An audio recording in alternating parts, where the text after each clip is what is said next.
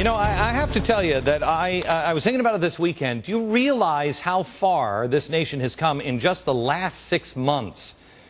And what do we need to do for the future of our republic? A special message. Take a look. Hello. From high above Times Square in New York City, I'm Glenn Beck. From this place in New York, you can see a lot of amazing things. Just down the river, you can see the Statue of Liberty. Behind me, you can see the Empire State Building. You used to be able to see two buildings. Here in New York, that space is still empty. There aren't any buildings that have been built. And maybe it's just me, but I've asked myself several times, why? Why hasn't America rebuilt those buildings?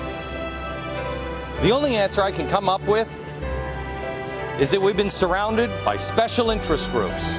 We've been surrounded by politicians.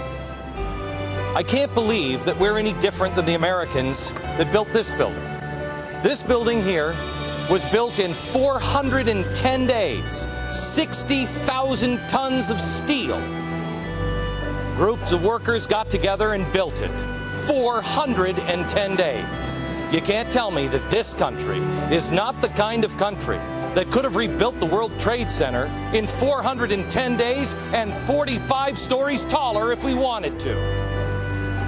But we've been bogged down by politics and special interest. We've been bogged down with now people running around the world apologizing for America. Well, I'm not one of those guys. 6 months ago, I came to you and I said, you have to realize that you're not alone.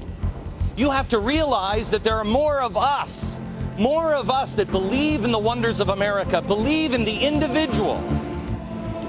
Introduce yourself to each other. Well, look what's happened in 6 months.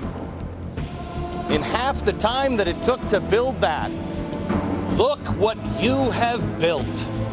You have control of your country again. You have peacefully assembled. You have challenged politicians. You have questioned. You've taught yourself the truth. You know what you believe. You are speaking without fear, and you are changing the course of America.